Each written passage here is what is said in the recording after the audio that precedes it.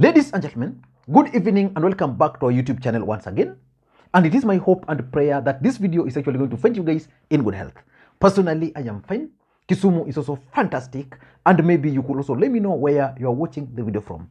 The county or the country in case you are out of the republic. And for this particular video, please let me know the constituency where the demonstrations will find you from.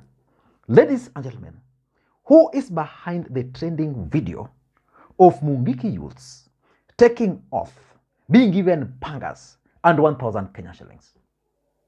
Who is behind that video? That's exactly what I want us to look into in this video. Because today I also came across two other dangerous videos. The other video I came across was that of a lorry ferrying suspected weapons from Busia. I don't know how it ended up, but there were those stories. The other video I came across, and I cannot share it here, is that of Jacaranda youths, the bunge la wananchi Jacaranda, also taking off. Chilling videos. Who is behind? Because the Jacaranda video is actually a reaction to the earlier video by Mungiki. But who is the force behind that initial video? I don't want to refer to Mungiki because that would mean, I don't know, but let me just use the word youths. Who was behind that video? For us to understand that, we need to go back to yesterday. Yesterday, Azimio la Umoja One Kenya Alliance Parliamentary Group meeting issued a statement. And in that statement, they were very clear that there were plans by the government to facilitate militia to deal with the demonstrations. Further comments by a few of us, but I must start from the outset by saying that we are making this statement against the backdrop of very unfortunate occurrence. It's for the first time in the history of this country, we are being made to understand that State House has sanctioned the enlisting of militia against the people. Because that's exactly what happened in State House on Saturday morning, and it's exactly what was followed by a statement which was issued by Kenya Kwanza. Some protesters, we want to say here to those of you who might be mobilized to come and fight your fellow Kenyans, we are not the enemy. We are not the ones who have added taxation on fuel. All these members of parliament here voted against that bill. You cannot come and fight your fellow hustlers in the streets.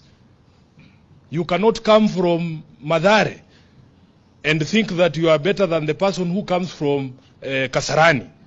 If Kenyans are sleeping hungry because of the price of food, the hustlers are sleeping hungry, and members of Azimio are also sleeping hungry. And the real question is, who is behind the youths, those youths?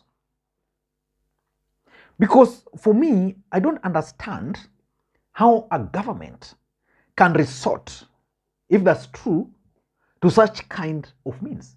Because I believe Kenyan government has enough resources, they have enough police, they even have the military to deal with the demonstrators. Because so far in this country, the constitution has not been suspended, which means demonstrations are actually part and parcel of our human rights in the Republic of Kenya. William Ruto understands this so well. We want a peaceful country, and we are asking every police officer to refuse instructions that will cause this country to go into conflict, to refuse instructions that will cause violence in our country, and to make sure they abide by their oath of office. But the truth of the matter is that sometimes power corrupts and people forget so fast. William Ruto and Kithure Kindiki and Kenya Kwanza government are currently in power. And I want to pose a simple question. Are they misusing that power? Because nobody would have expected William Ruto to start misusing power this early in his presidency. because he suffered in the hands of Uhuru Kenyatta. We are not kidding. We are not playing games. Arrest us, kill us, torture us. We will not yield. Mr. Speaker, the kind of anger we have caused in this country, I dread, God forbid, is the kind of anger that made the citizens of Burkina Faso to burn down parliament. And when the president of Burkina Faso, that was 3 years ago, I'm not talking about prehistory. When the president of Burkina Faso had the parliament is in flames, he fled.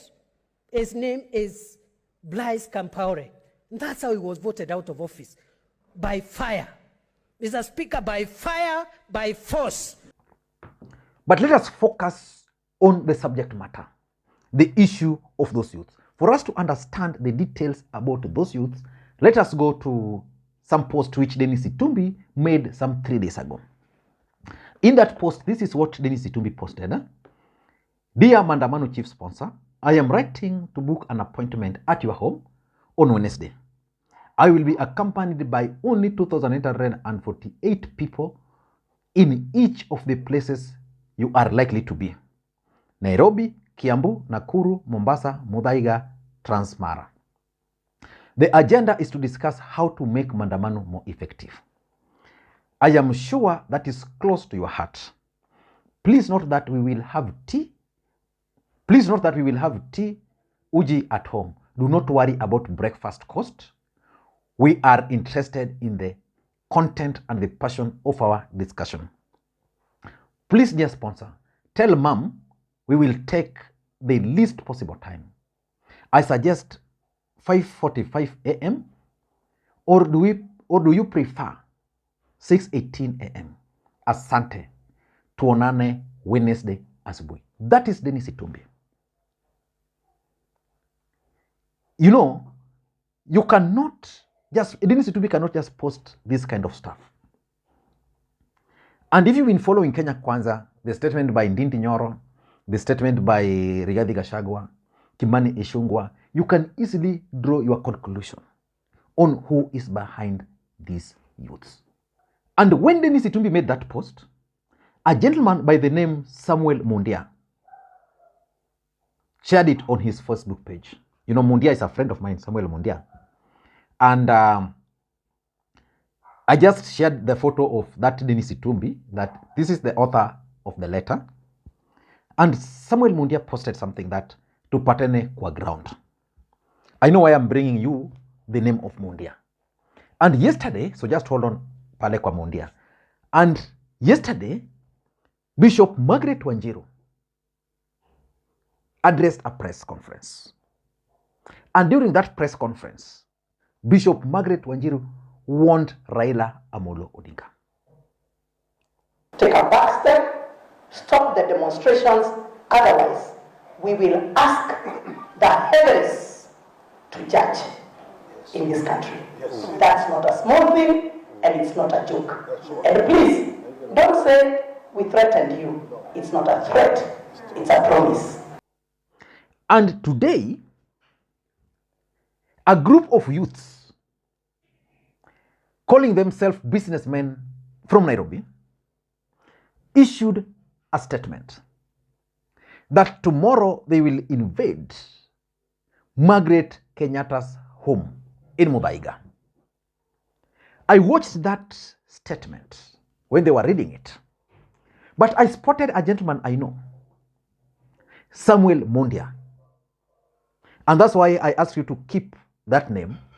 So Samuel Mundia is a close associate of Margaret Wanjiru. I know because you are with Mundia in ODM, when we were in ODM Youth 2011, 2012, we were with him together. When we were campaigning for K1, the son to Margaret, we were with him together. When Margaret Wanjiru was working, we were with him together. He actually works for Margaret Wanjiru in his church, in her church, sorry. So it's someone I know. So I was able to link the statement by Margaret Wanjiru. No, actually I was able to link the statement by Dennis Itumbi, comment by Mundia, the statement by Margaret Wanjiru yesterday and then link Mundia to this group because he was there. Unaenda kwa ule mtu ambaye amemtuma ili aambie huyu mtu mwenye anatuma aache hiyo tabia mbaya. Sisi mandugu zetu wenye wanatumiwa na Azimio kwenda kuharibu biashara, sisi hatuna vita na nyinyi.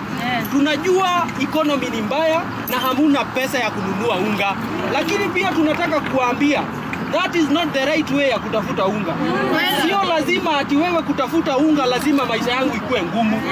Duka yangu ukikuja kuharibu sikumaanisha kesho utaenda kwako nyumbani ununue unga shilingi 10. Sio lazima ufanye maisha yangu ikuwe ngumu ndio wewe ukule. Tunataka kuambia mandugu na marafiki wetu wenye mnatumika kesho kuharibu biashara, sisi hatuna vita na nyinyi. Tuko na vita na wale watu ambao wanawatuma. Na ndio kesho tutaandamana watu mwingine na mwingine, watu 10,000. Twende pale kwa Mama Ngina, tukae hapo nje kwa sababu tunajua ni mama mzuri na anakuanga na upole na anaweza ongelesha watoto wake kwa upole na wamusikie. Sisi tutamuomba tafadhali, mama, uliwahi kuwa mama wa taifa, sio mama wa watoto wako peke yake. Tafadhali uambie watoto wako hatutaki hiyo maneno yenye wako nayo. Na kwa sababu wamekaa chini kwa viti za 1200 na 500, sisi tukipigwa huku na tear gas tukitafutia watoto chakula, wajue sisi maisha yetu ni ngumu wakifanya hiyo maneno. Tunajua hawa watoto wake ndio, mmoja ndio chairman wa Azimio, huyo mwingine ni chief advisor wa chairman wa Azimio. Tunataka kuambia wewe ulistaafu, wacha wananchi waendelee na maisha yao. But I don't want to assume that those are the faces behind that particular clip. The people behind that clip and the people in that clip, the trending video, are not in Nairobi. Who is behind that clip? Which begs several questions. So before we get into those questions, in case you're watching this channel for the first time, please take a second or two, click that subscribe button so that next time we produce a video like this, YouTube will automatically notify you. And to the subscribers, I want to continue thanking you guys for your continued support, because without that support, this channel cannot be where it is. And for this video, I want you guys to just give it thumbs up and also allow me to thank those who normally send me coffee, like the gentleman you are seeing the name on the screen there. Thank you so much. It helps me a lot and it helps me produce more videos. So you can also do the same using the numbers you are seeing on your screen. Now, ladies and gentlemen, I just have a bit of questions about that particular video because I don't know who is behind it. But the first question I'm asking, is the intelligence aware?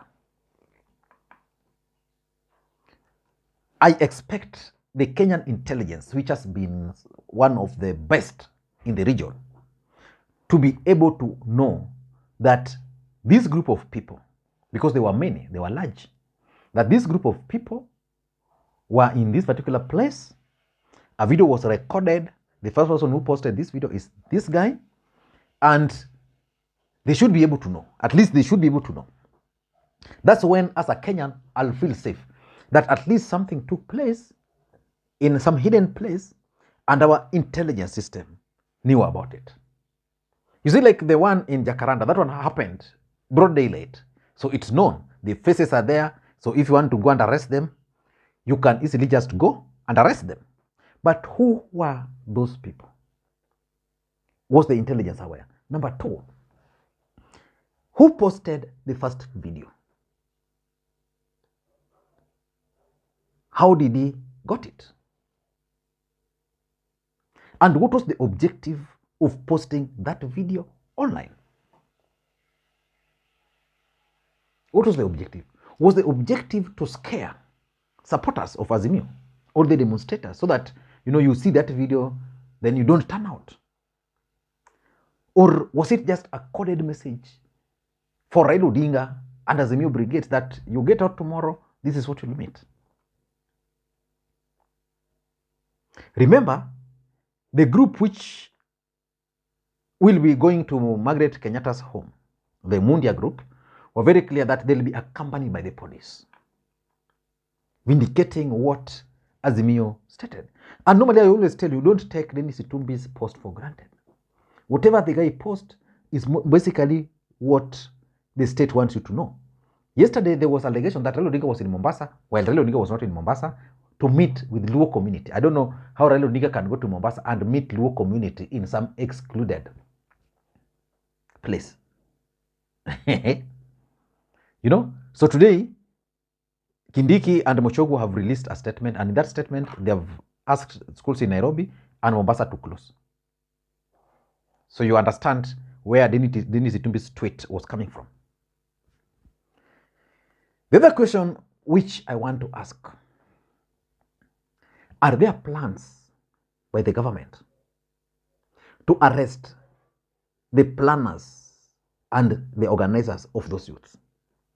Because we are talking of youths who are seen with pangas, youths who are seen with rungus, youths who are seen being given 1,000, youths who are seen taking off in a private place. Are there plans? Because let's say their operations were secretive. Let's just assume the operations were secretive, so the government or this intelligence did not capture.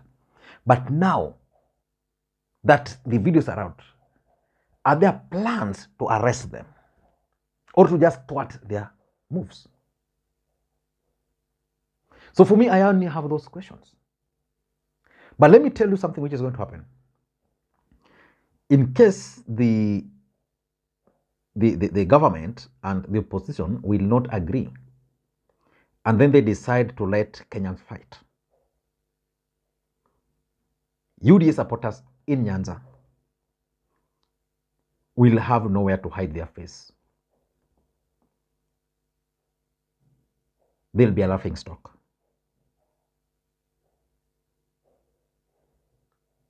Thank you guys, and may you have a good day.